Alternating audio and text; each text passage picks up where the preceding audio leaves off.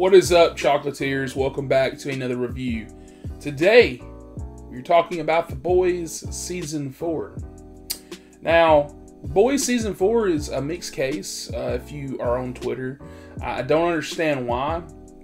So, if you get on Twitter, or if you did while the show was airing, I don't think most people are talking about it now, as vocal as they were. You have stuff with Frenchie people were mad about with the actor in real life. I'm not going to get into that. You also had people getting mad just at this season as a whole, calling it the weakest season. And, you know, this was even coming from review outlets before the show even came out, because they were able to watch the whole season. But they reviewed, you know, the first, I guess, few or whatever, and they were like, hey, like, this season feels like it's, you know, kind of like a setup, so kind of like an Avengers Infinity War, setting up for Endgame, something like that. And all I could sit there and think was, wow, it's probably really good then if all these people keep bitching. And it is really good. Now, I do have some problems with this season, and I don't know if I'd call it the weakest season, because I think, for me, my top two seasons are 1 and 3. But I'd say this is kind of like aligned with 2. I don't think one's necessarily stronger than the other. But like I said, I do have some problems with it, so I'm going to get into it right now. So, going into The Boys Season 4, based on the events of last season, we know that Soldier Boy is knocked out. You know, he's out for the count, whatever. They put him on ice. And, you know, Homelander wants to rule the world, kind of like, you know, what they're leading up to. You know, you got the Newman stuff with the White House and all this other stuff. And so I was kind of intrigued on how they were going to play this out, especially with them showing Butcher getting sick and all this other stuff. So I'm going to cover the boys and the Supes separately. So let's cover the Supes first. In this season, we're introduced to Firecracker and Sage, Sister Sage. Now, I really like Sister Sage. I saw a lot of people getting mad, even like that. The Boys fans are awful, much like the Star Wars fans. I kept seeing people get mad, I guess because she was black. And they were like, oh man, you know, smartest person alive, and she couldn't, like, that, do whatever. But at the end of the day, it's a fucking TV show, and it's fictional. Like, I don't understand how people take it so seriously. But as a character, I really liked her. I really liked how she was like, you know, I'm smarter than everybody, and I know that, but she, you know, goes about it not necessarily in, like, a cocky way. She just can't help the way she talks, the way she sounds, stuff like that. And then on the other end of the spectrum, we kind of have Firecracker, who is trying to get in Homelander's pocket, do stuff like that. And I really actually liked her character a whole lot. You know, just because she's a Supe means that she's fucked up. Pretty much generally, she's done some fucked up shit, and she does some fucked up shit in this season. But I really liked her addition to the team, as far as being a villain.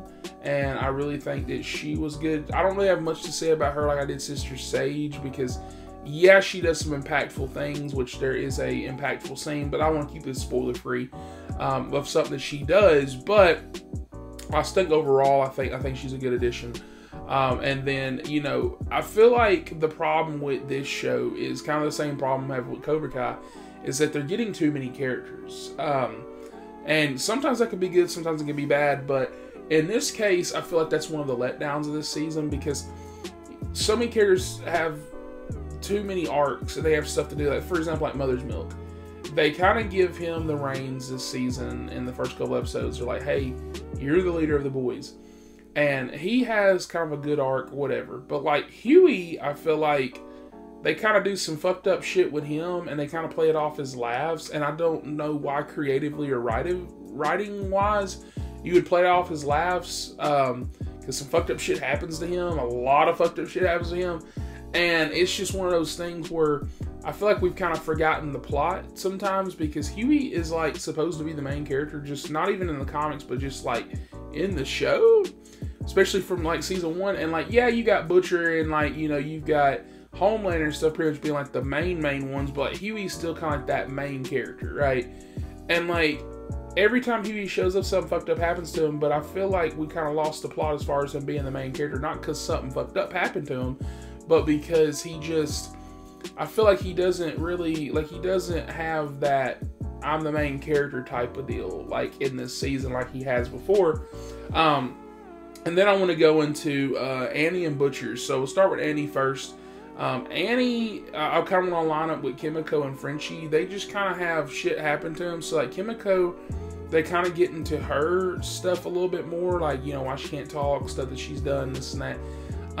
But I really didn't love that plot line. I'm fine with it. I wasn't mad at it. It's not bad writing. Personally, I just didn't care that much. But Frenchie has a stupid fucking plot line that happens. It's not dumb, it's smart, it's just executed poorly because they just it kind of comes out of left field. And it's not what you're thinking. It's the fact that, because they've showed that he feels remorse for stuff he's done, but it's just weird how they go about that. Because he starts going, I'm gonna tell what he did, light spoilers, but he starts going with this guy and he killed his family. And even like that, on a writing aspect, I'm like, that's kind of fucked up. And I get that The Boys is fucked up, but it's like, why would Frenchie put himself in that position? Like, it was just weird. It's almost like they were kind of putting characters in positions to start shit, to have conflict that really wasn't there. And then going to Butcher. Butcher kind of takes a sideline this season, which I really liked, mainly because of his plot line. I think he has the best plot line this season with his whole sickness, stuff that's going on with that. I won't get into that, but I think it's very good. Carl Urban does a remarkable performance like always. And I'm really ready to see him in the final season. Now, speaking of which, that's a big elephant in the room. So next season's the final season.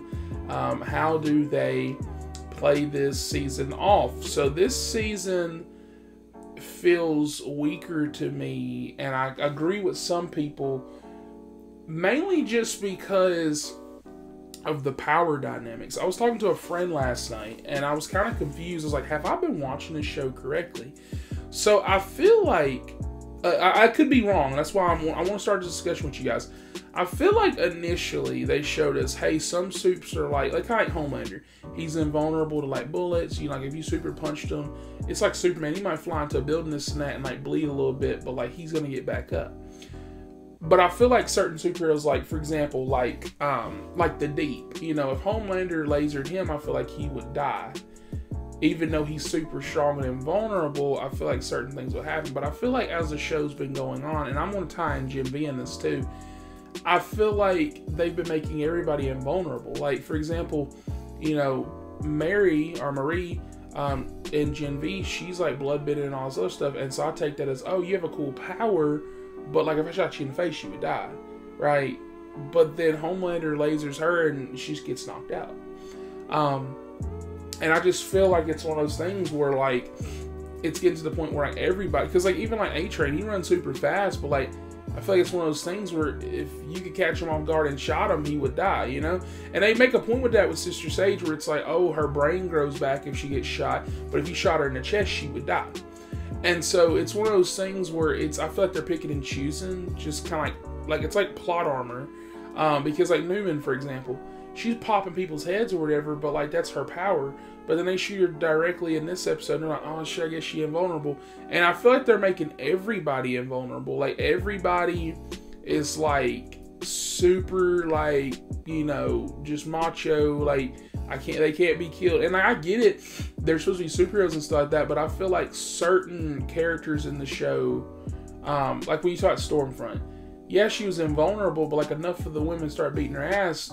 You know, I'm just saying, it's just one of those things where I feel like everybody's invulnerable, like, everybody. Like, if you could read minds, I feel like if you got shot in the face, you wouldn't die. Oh, you're bulletproof too. Like, everybody's bulletproof, everybody's sword bulletproof, like, exploding proof. Like, it's just weird. And I feel like they're doing that because they want to keep certain people alive, which that's understandable. I mean, if you want to change some stuff, but I didn't love that aspect.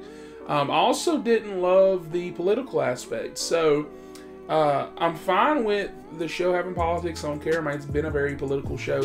But this season, I'm mad because they kind of just dropped it. If I'm being honest, they did this whole thing where it's like Starlighters versus Homelanders. And I feel like around episode 4, they kind of stop. They kind of stop all that. And it's kind of just going back to being the boys. There's definitely an episode or two in this that don't necessarily feel like filler, but don't really move the plot that much. And I was a little upset to see that the Gen V characters really didn't have much to do, because there's 2 Gen V characters in this. You get, I'm blanking on her name, you get Kate, and you get the other guy that left from last season of Gen V. But they really don't have any dialogue except for one episode where Kate talks. And that's kind of about it. They do some stuff, like she has an important scene actually in the last episode, but it just kind of feels like they were just kind of doing that connection, because if you haven't watched Gen V, when she shows up and talks, you're not going to know who the hell this is. Which I get that, they want to connect their stuff, but I kind of feel like the show's kind of becoming what it didn't want to be, because having all this connection and tied in shit and this and that. But yeah, I'm very excited for next season. I want to see how they're going to wrap it up, see how they're going to tie it up. You know, I think that definitely characters that plot armor, like especially with Newman. There's a scene with her where, you know, she's in another room and she's causing people's noses to bleed because she can like kind of, you know, do stuff like that.